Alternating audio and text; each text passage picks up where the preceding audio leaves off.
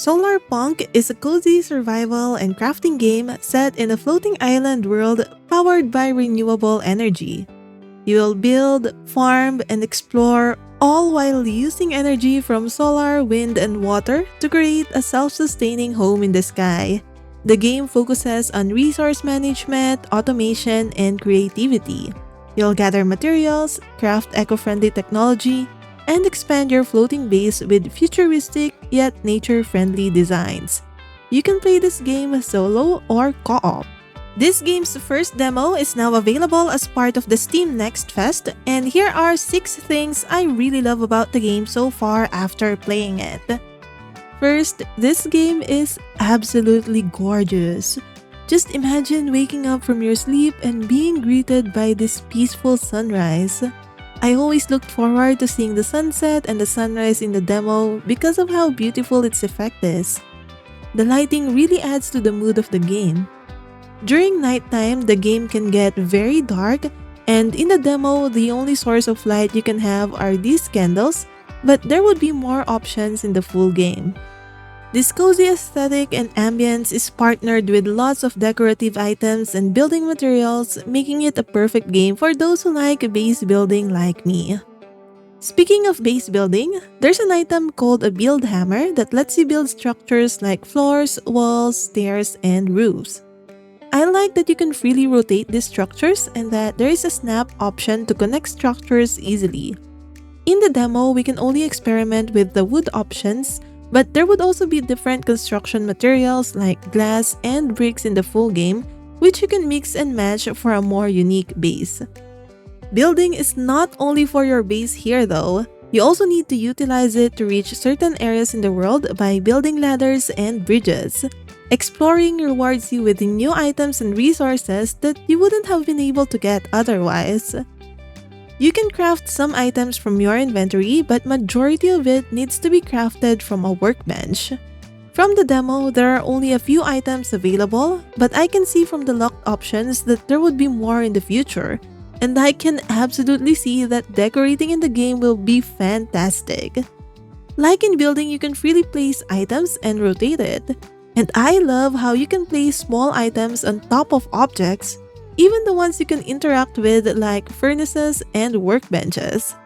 I usually like decorating using a lot of items and clutter, and this feature is going to be perfect for that. I also noticed that demolishing processing machines and chests will give you back the items inside, so this is very convenient if you like moving things around a lot like me. Here are some quality of life features I've noticed while managing my inventory. You can split item stacks by right-clicking and drop individual items from hand to inventory slots. Then you can press Shift plus left-click to quickly transfer items between their hotbar, inventory, and storage containers.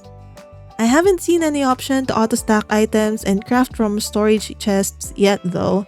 I'm hoping that this would be included in the game later on, but it's definitely nice to see some quality of life features in this game on its first demo, since I think QOL features are very important for cozy games like this, where you need to manage a lot of items in your inventory. Next, let's talk about survival elements in the game. At the lower left portion, you can see your meters for health, hunger, and thirst. When your hunger or thirst bars go down and reach a certain level, you will not be able to sprint. I think this is a pretty minor penalty, but still a glaring inconvenience, so you'd want to take care of your character. Different kinds of food replenishes varying amounts of hunger, and some even replenishes thirst too. There is also an item that lets you collect rainwater to replenish your thirst.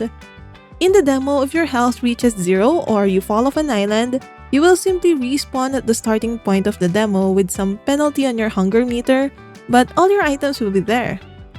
However, I am not sure if this is the only penalty that will be implemented when the game releases into early access.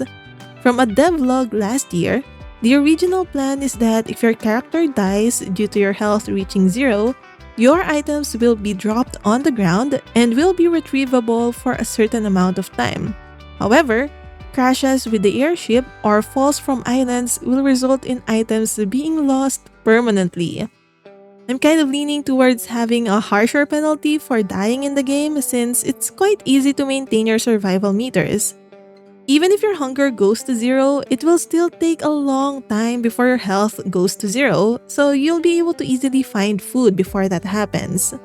The only annoying thing about having a harsher penalty that I can think of is when you are building your base near a cliff and you accidentally fall off the island while building, you will permanently lose your items along with all of the building materials that you surely have with you. Though this can be easily prevented by ensuring that you have some floors or fences around the places where you could fall off. Would you prefer a harsher penalty for that in the game or no? Let me know in the comment section. One of the things that makes this game unique is its focus on using sustainable energy resources. In order to power up your automation machines, you need to utilize solar, wind, and water energy. I am all for more environmentally friendly ways for technological advancements, but I know that it has its difficulties in real life. And in the demo, I was also able to experience this in the game. Since you will be relying on natural resources, the weather conditions will have a significant impact on the amount of energy you can produce. When it's nighttime, your solar panels won't produce any energy. And during rainy weather, both the solar panels and your windmills won't produce much energy. Thus, you need to plan your automation systems well and eventually get large batteries to store energy. You will be able to get monitors like this one which will tell you how much energy you are producing versus the amount of energy you are consuming with your machines. It would be fun to set up this system once more technology is unlocked in the game. Those are the 6 aspects that I love about the game so far based on the demo. That said, there are also some things that I would love to see improved when the game releases into early access. I am not too nitpicky about this list because this is just the first demo, and I'm sure some things will change during the course of the game's development. But first is, I think the tool durability is very weak. Your tools break so quickly, and even if the materials are easy to get, this can get annoying when you are hoarding materials for your build. I'm hoping that there would be options to get upgraded tools later on. The watering can also has a very little water capacity at the start, which is actually realistic, but an upgrade would definitely be welcome. For building and crafting, I noticed that item stacks can only go up to 32 pieces of item per stack. However, some of the items that you can craft, like the airship dock for example, will need 40 wood. I'm assuming that more advanced crafting recipes will require more and you'll need to have multiple stacks of the item in your inventory. I'm hoping that the stacks will increase in the full game, or maybe we can get a way to craft using items from chests. Lastly, while I like the building mechanism of the game, I didn't enjoy demolishing structures. In order to demolish, you need to hold the right mouse button per piece of structure, and this takes a while. I would have wanted another option from the build hammer that lets you demolish with a single click, or maybe a new tool altogether that's just for demolishing. I also noticed that you usually don't get all the materials used for a structure after you demolish it. For example, this wall with a window costs 2 wood and a glass to make, but when you demolish it, you just get a single piece of wood back. Again, these are just things that I noticed in the demo, and this might be changed as the development continues.